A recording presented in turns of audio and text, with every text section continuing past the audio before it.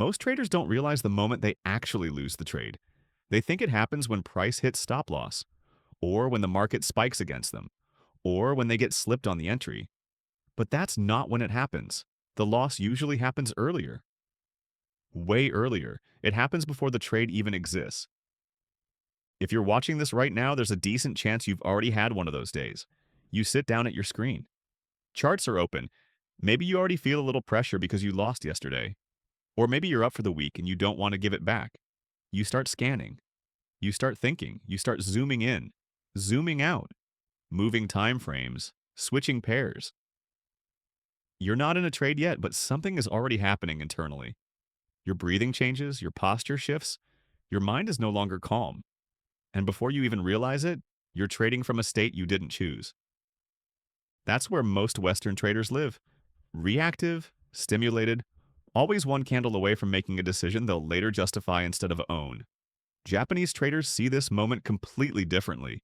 And no, this isn't some mystical Zen nonsense. This isn't about candles shaped like dragons or secret indicators hidden in a scroll. This is about something painfully simple that most traders skip because it feels boring, unnecessary, or like it doesn't directly make money. And because of that, they never become consistent. Before every trade, Japanese traders do something that looks insignificant on the surface. So insignificant that most people wouldn't even call it part of trading. But it's the thing that determines whether the trade will be executed cleanly, emotionally hijacked, or sabotaged halfway through. Before every trade, they reset themselves. Not the chart, not the market, themselves. And if you're thinking that sounds soft or abstract or like mindset fluff, I want you to stay with me. Because by the end of this video, you're going to realize something uncomfortable. You've been trying to control the market when you haven't even been controlling the trader touching the mouse. Let me tell you a story. A few years ago, I came across a journal from a trader who had trained under a Japanese proprietary firm. No flashy screenshots, no Lamborghini bio, no Twitter threads bragging about a 1-minute scalp, just raw notes, page after page. What stood out wasn't the strategy. It wasn't even the risk management. It was how much space he dedicated to what happened before the trade. Pages describing his state, his posture, his breathing, his intention for the session. Pages where he didn't take a single trade and still considered the day a win. At first, I dismissed it. I thought, this guy is overcomplicating it. The edge is in the system, the entries, the stats, the probabilities. That belief cost me years because I was like most traders. I believed discipline was something you applied once the trade was live. Hold your stop. Let your target hit. Don't move anything. Be strong. Be patient. But discipline doesn't start when you're already exposed. That's when it's too late. Japanese traders understand something Western trading culture doesn't teach. Discipline is preventative, not reactive. They don't wait for emotions to show up so they can fight them. They create conditions where emotions don't get the microphone in the first place. If you've ever blown a trade you knew you shouldn't have taken, comment, "Been there" right now. Not for me. For you. Because awareness is the first crack in the illusion that this is all about strategy. Western trading culture is obsessed with action. Enter, execute, scale, optimize. Faster entries, more trades, more opportunity, more screen time. Japanese trading culture is obsessed with readiness. They don't ask, "Is there a setup?" first. They ask, "Am I in a state to execute this cleanly if there is?" That question alone disqualifies half the trades you take. Imagine two traders looking at the exact same chart. Same pair, same time frame, same setup. One loses, one wins. Not because price behaved differently, but because execution did. Trader A sees the setup and feels urgency. He's been waiting all morning. He doesn't want to miss it. He clicks in. Slightly early. Stop is a little tighter than planned. He tells himself he'll manage it if needed. Price pulls back a bit. His heart rate spikes. He starts watching every tick. He exits early, or moves stop, or takes partials out of fear. Price then does exactly what it was supposed to do, without him. Trader B sees the same setup and doesn't move immediately. He pauses. Not because he's unsure, but because that's the routine. He checks himself before he checks the order ticket. He notices his breathing is shallow. He straightens his posture. He reminds himself that the outcome of this trade doesn't define the day.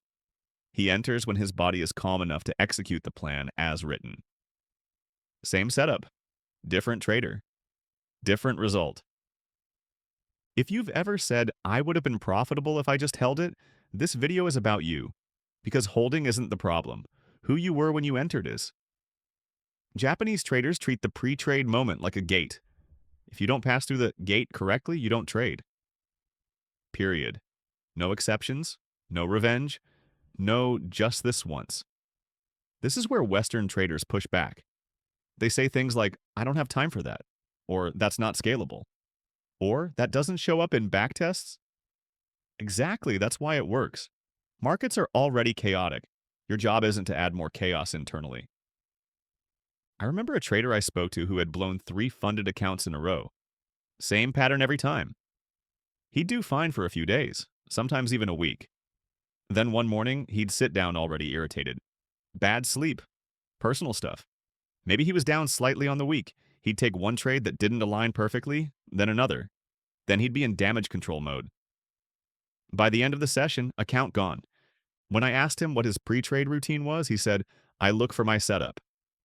That's not a routine, that's a trigger. Japanese traders don't let the chart decide when they're allowed to be emotional.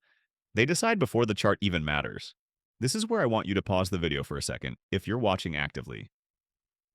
Ask yourself a brutally honest question. Do you have any process for checking your internal state before placing a trade? Not after. Before. If the answer is no, that's not a character flaw. That's just how most people were taught. There was a period where I thought I had finally cracked the code. Same setups, same risk, same execution rules. On paper, everything looked tight, but my results were inconsistent. Some weeks I felt unstoppable. Other weeks I felt like I had never traded before. What changed wasn't the market, it was me. On the days I rushed into the session, I rushed the trades. On the days I felt behind, I forced opportunity. On the days I was calm, trading felt almost boring. And those were my best days. The breakthrough didn't come from adding rules, it came from adding a pause. Japanese traders don't worship speed, they worship precision. And precision requires stillness. There's a concept in Japanese craftsmanship that applies perfectly here. Before a swordsmith begins forging, before the first strike, there's a moment of silence. A moment of readiness, not superstition, not tradition for tradition's sake. It's about alignment. If the craftsman is rushed, distracted, or unstable, the blade will reflect that. Trading is no different. Every trade you take is a reflection of the state you were in when you took it. That's uncomfortable because it removes the ability to blame the market. Japanese traders don't aim to feel confident before a trade. Confidence is unreliable. It comes and goes. They aim to feel neutral, calm, grounded, unattached. Western traders chase confidence. They want to feel good about the trade.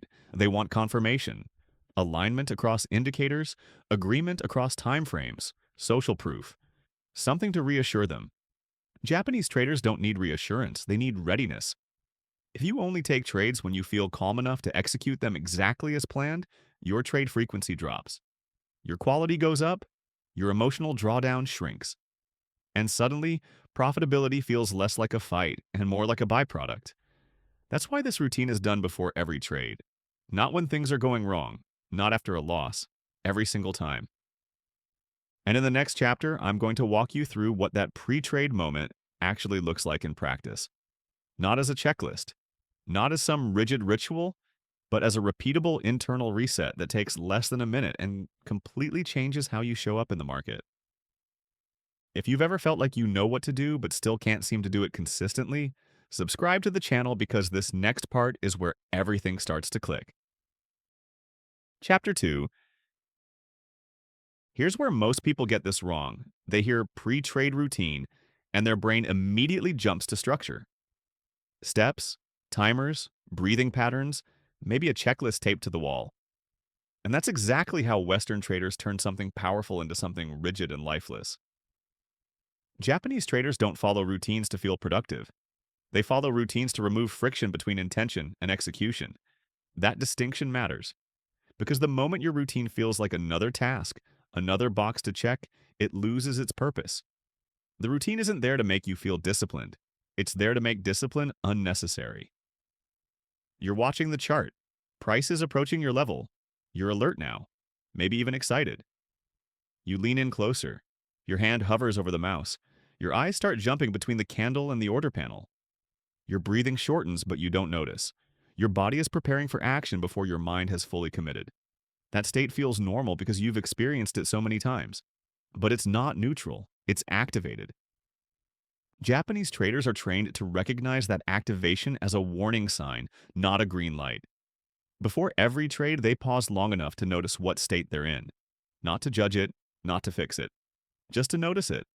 That pause is the routine. And I know that sounds almost too simple, which is exactly why most people ignore it. But simplicity doesn't mean easy, it means precise. I once spoke to a trader who had transitioned from discretionary trading into a Japanese-style prop environment. The first thing that shocked him wasn't the risk rules or the expectations, it was the silence. No frantic clicking, no rapid-fire trade entries, no bragging. Traders would sit there, watching price, hands off the mouse, sometimes for hours. He asked one of the senior traders how they stayed so patient. The answer was simple. We don't rush trades. We wait until we are ready to accept the outcome. That sentence should sting a little, because most traders enter trades hoping for an outcome, not accepting one. There's a massive difference. Hope creates tension. Acceptance creates clarity. Before every trade, Japanese traders internally answer one question, not verbally, not written, felt. If this trade loses, can I accept it without changing anything? If the answer is no, they don't trade. That's it. No forcing, no rationalizing, no, but the setup is perfect. No exceptions. This is where Western traders short circuit. They think acceptance means indifference, or lack of ambition, or playing small. It doesn't. It means emotional neutrality. It means you're not trying to extract validation from the trade. Because the moment you need a trade to work, you've already compromised execution. I want you to think back to your worst trading days, not the days where you just had a normal loss. The days where things spiraled, where one trade turned into three, where you felt yourself slipping but kept trading anyway. Those days didn't start with a bad setup. They started with an internal state you ignored. Japanese traders don't ignore that state. They treat it as data. They don't try to calm down before trading. They don't force breathing techniques or positive affirmations or hype themselves up. They simply don't trade until calm is already present. That's a subtle but powerful distinction. Western traders try to control emotions. Japanese traders wait for emotions to settle before acting. Think about how often you've tried to trade while slightly tilted, slightly anxious, slightly impatient, telling yourself it's fine, you can handle it. You probably can handle it sometimes. But consistency doesn't come from sometimes.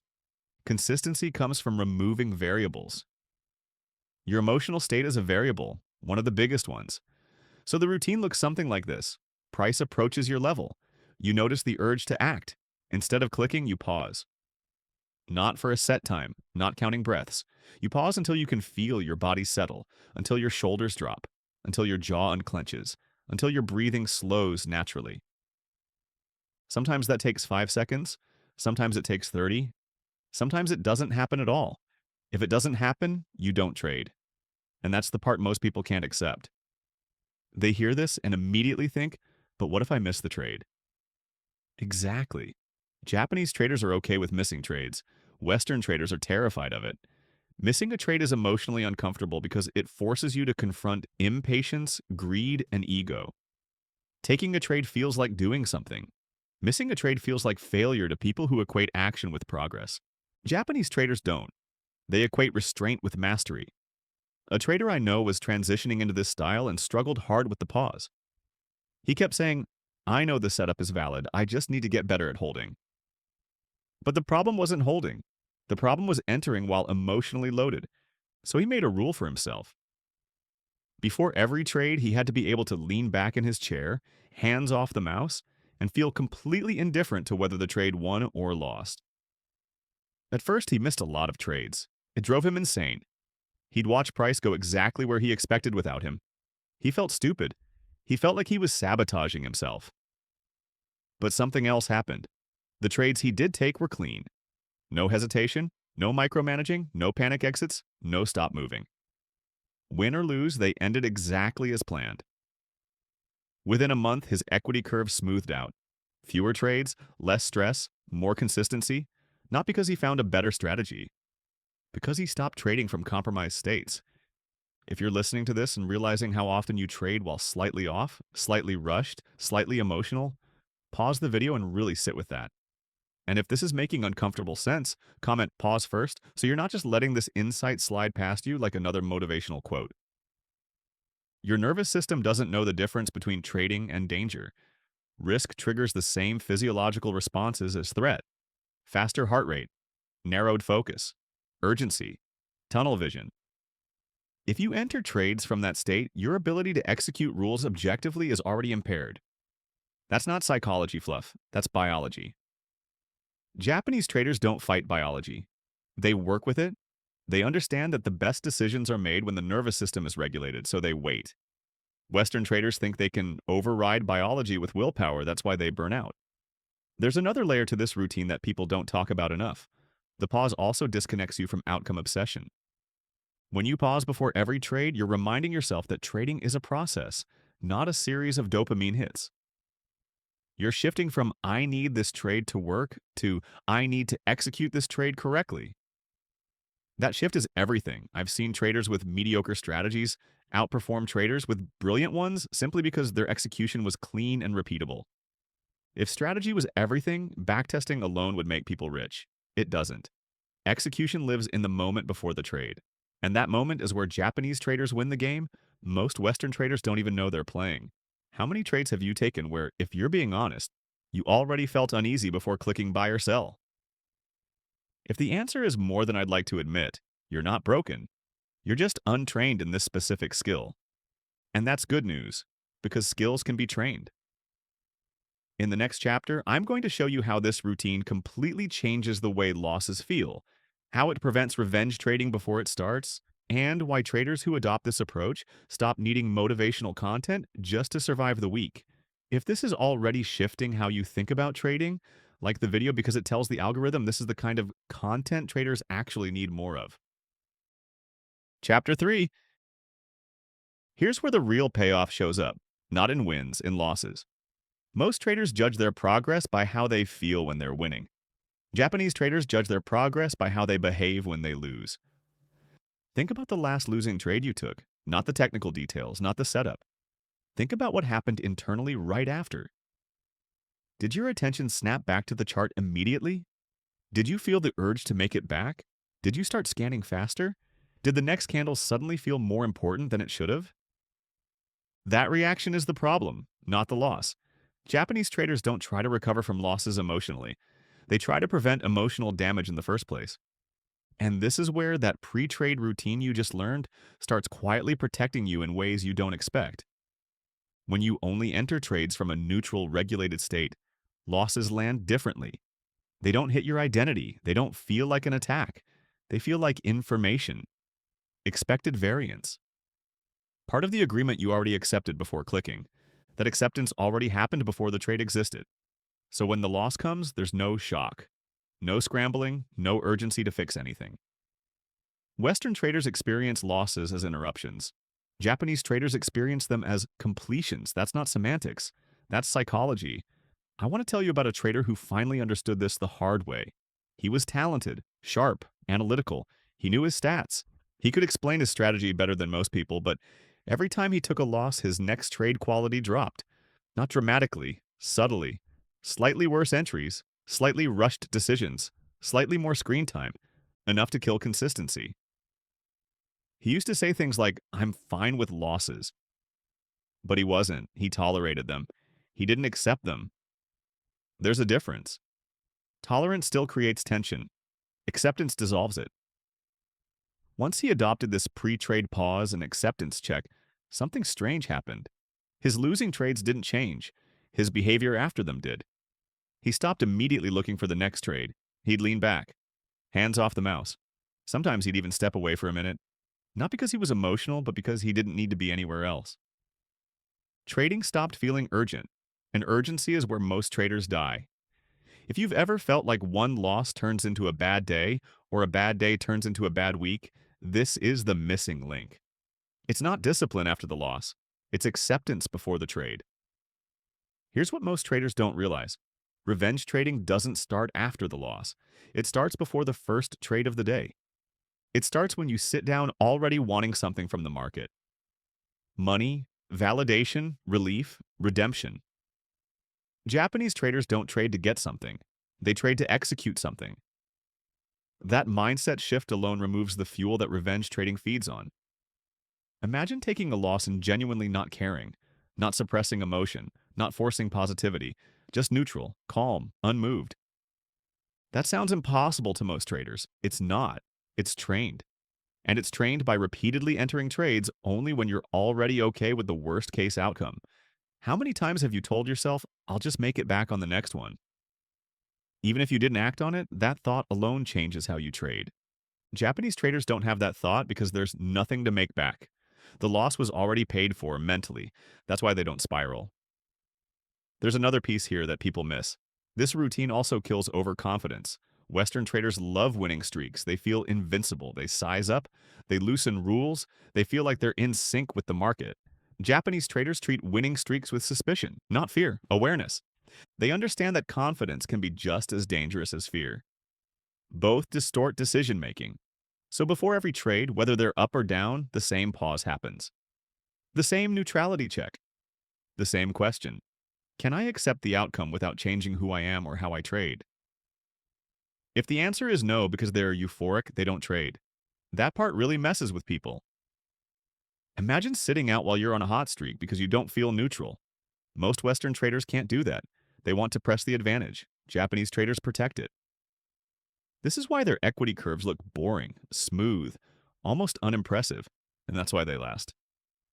I want to tell you a quick story from the other point of view, the markets. Markets don't reward intensity, they reward consistency. They don't care how badly you want it, they don't care how confident you feel, they don't care how much you need the money. When you trade from emotional extremes, you're trying to impose your state onto something that doesn't respond to it. Japanese traders align with the market by aligning with themselves first. That's the secret most people skip. If this is starting to feel like a mirror instead of a lesson, that's a good sign. And if you're still here, subscribe because this channel exists for traders who are tired of repeating the same emotional cycles with different strategies. Traders who adopt this approach stop needing motivation. They stop binge-watching trading content after losses. They stop constantly tweaking systems. Why? Because their emotional volatility drops. When your internal state is stable, you don't need external reassurance. That's why Japanese traders don't chase new indicators every month. They don't need novelty to feel in control. They already are.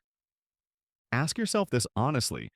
How much of your trading time is spent managing emotions instead of executing plans? How much energy goes into damage control instead of decision making? This routine quietly gives that energy back. And here's the part nobody warns you about. When you stop trading emotionally, trading can feel boring. That scares people. Boredom feels like stagnation to those addicted to stimulation. But boredom in trading is a sign of mastery. Boring trading pays bills. Exciting trading creates stories. If you're here to build consistency, not stories, this is the path. In the next chapter, I'm going to show you how to integrate this routine into your daily trading without turning it into a ritual you eventually abandon, and how to know when you're actually ready to trade instead of just wanting to. If this chapter made you rethink how you handle losses, like the video, because it reinforces this shift and helps other traders find it before they blow another account. Chapter 4. This is where most people accidentally ruin everything. They hear something that works, feel the clarity, feel the relief, and immediately try to systemize it. Turn it into rules, timers, a laminated checklist, a rigid process they swear they'll follow every day. And slowly, quietly, the routine dies. Japanese traders don't treat this pre-trade reset like a technique. They treat it like hygiene. You don't track how many times you wash your hands correctly. You don't optimize it. You just do it because not doing it creates problems. The moment this becomes something you try to remember, it's already slipping. So the question isn't how to add this to your trading.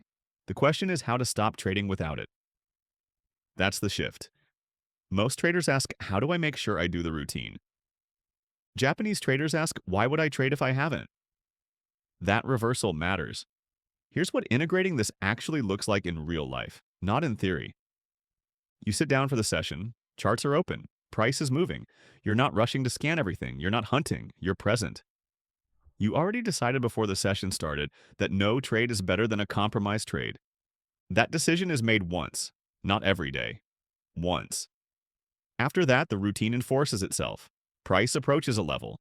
You notice the familiar internal pull, the urge to act, the slight tightening in your chest, the leaning forward. That's your cue. Not to trade. That sensation becomes the trigger for the pause. And here's the key part most people miss. You don't pause to relax. You pause to check alignment. You're asking yourself, without words, one simple thing. Am I steady enough to execute this exactly as planned? Not perfectly, exactly. If you feel rushed, you wait. If you feel excited, you wait. If you feel irritated, you wait. If you feel like you need this trade, you wait. Sometimes alignment comes quickly. Sometimes it doesn't come at all. And this is where the real growth happens. Because the goal is not to trade more. The goal is to become someone who doesn't need to trade unless conditions are right internally. Let me tell you what happens when traders first adopt this. They think something is wrong. They feel slower. They feel less engaged. They feel like they're missing opportunities. They feel like everyone else is trading more than them. That discomfort is withdrawal, not from trading, from stimulation. Most Western traders are addicted to activity, to clicking, to scanning, to feeling involved. The pause removes that hit, and the brain rebels.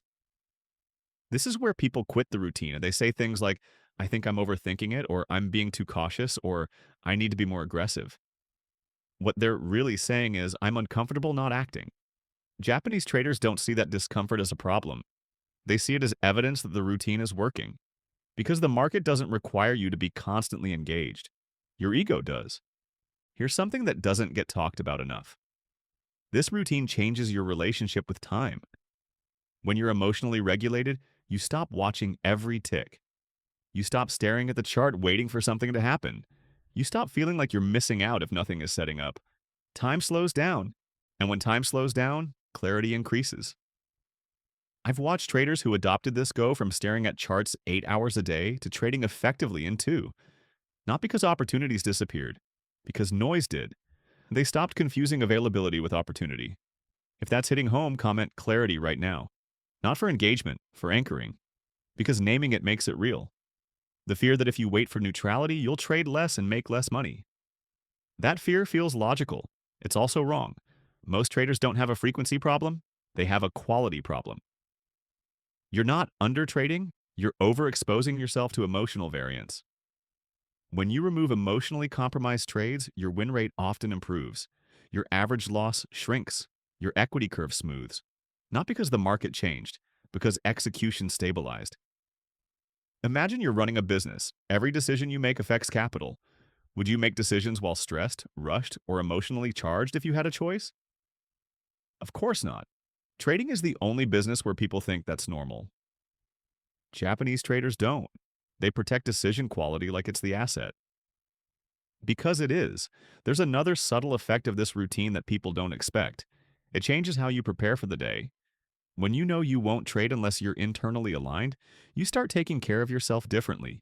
You sleep better. You avoid jumping straight into charts after stressful conversations. You become aware of how your life affects your trading. Not in a dramatic way, in a practical way. You stop pretending trading exists in a vacuum. Western traders compartmentalize. Japanese traders integrate. That integration is what creates sustainability. There was a time where I could tell within 5 minutes of sitting down whether I should trade that day. Not because the market looked bad, because I did. And instead of forcing it, instead of pushing through, I didn't trade.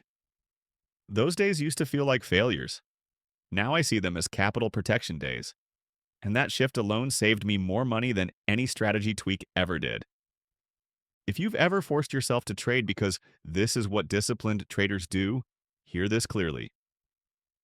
Discipline isn't forcing action. Discipline is restraining it. Japanese traders don't glorify grinding. They glorify precision. What would your results look like if you removed every trade taken from impatience, frustration, excitement, or need?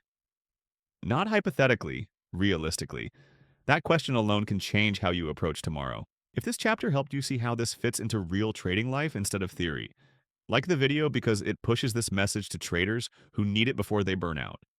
In the final chapter, I'm going to bring everything together and show you why this routine isn't just about trading, but why it quietly changes how you show up in every high-pressure decision you make. Chapter 5. By now, you should be realizing something that's a little unsettling. This was never really about Japanese traders. It was about responsibility. Not responsibility in the motivational quote sense, responsibility in the uncomfortable sense, the kind that removes excuses, the kind that makes it impossible to blame the market, the strategy, the broker, the news, or the timing. Japanese traders don't win because they know something you don't. They win because they refuse to trade from a version of themselves they don't trust. That's the secret most people skip. Most Western traders are trying to build confidence. Japanese traders are trying to build reliability. Confidence fluctuates. Reliability compounds. When you adopt this routine, something deeper changes that most people don't expect. Your identity as a trader shifts. You stop seeing yourself as someone who reacts to the market and start seeing yourself as someone who chooses when to engage with it. That choice changes everything. Let's talk about identity for a moment, because this is where long-term profitability is actually decided. Most traders secretly tie their self-worth to their P and L. They won't say it out loud, but it shows up in how they behave. A win feels like relief. A loss feels personal. A drawdown feels like failure. A good week feels like validation. That emotional attachment is what keeps traders stuck in cycles. Japanese traders don't attach identity to results. They attach identity to behavior. They don't ask, did I make money today? They ask, did I trade clean today? That's not philosophy. That's insulation.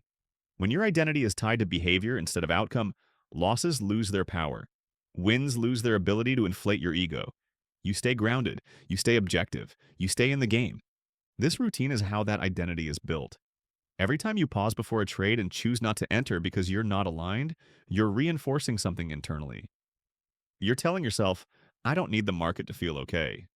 That's dangerous to the part of you that trades emotionally, and liberating to the part of you that wants consistency. Most traders don't fail because they lack knowledge. They fail because they don't trust themselves under pressure. This routine rebuilds that trust, not through affirmations, through evidence. Every time you follow it, you prove to yourself that you can delay gratification, that you can prioritize process over impulse, that you can sit with discomfort without acting on it. That skill transfers everywhere. I've seen traders adopt this approach and notice changes outside of trading they didn't expect. They become more patient in conversations, more deliberate in decisions, less reactive when things don't go their way. Because trading magnifies who you already are. If you're impulsive in life, trading will expose it. If you're impatient, trading will punish it. If you avoid discomfort, trading will exploit it. Japanese traders don't use trading to escape themselves. They use it to refine themselves. That's why this routine sticks. It's not about making today's trade better. It's about making tomorrow's trader better. If you're still watching at this point, it's not because you wanted another strategy. It's because you're tired of feeling like you sabotage yourself when it matters. You've probably had moments where you knew exactly what you should have done.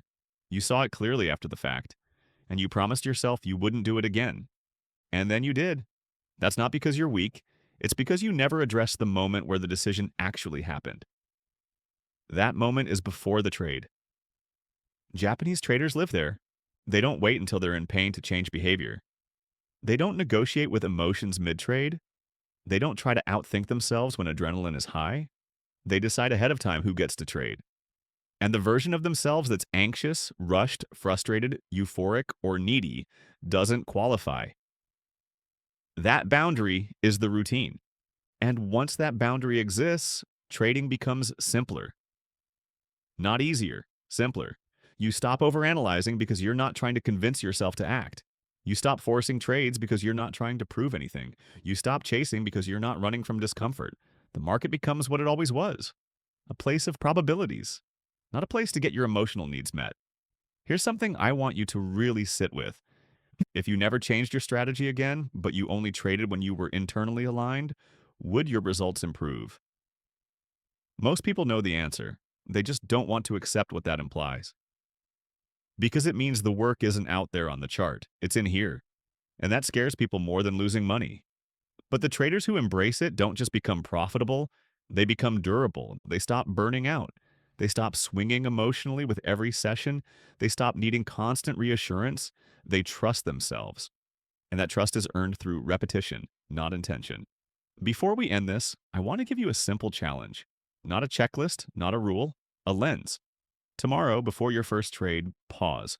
Long enough to notice your state. Don't fix it, don't judge it, just notice it. If you're steady, trade. If you're not, don't. That's it. No drama, no overthinking. Then watch what happens over the next few weeks. Watch how your losses feel. Watch how your patience changes. Watch how much quieter your mind becomes. That quiet is where consistency lives. If this video gave you a new way to think about trading that actually feels sustainable, like the video because it helps this message reach traders who are on the edge of quitting but don't need another indicator. If you want more content like this that focuses on mastery instead of hype, subscribe. This channel exists for traders who are done chasing and ready to build something real. And if you've ever blown an account not because you didn't know what to do, but because you didn't do what you knew, comment "ready" below. Because that's the moment where things actually change. This isn't a trick. It's not a hack. It's a standard.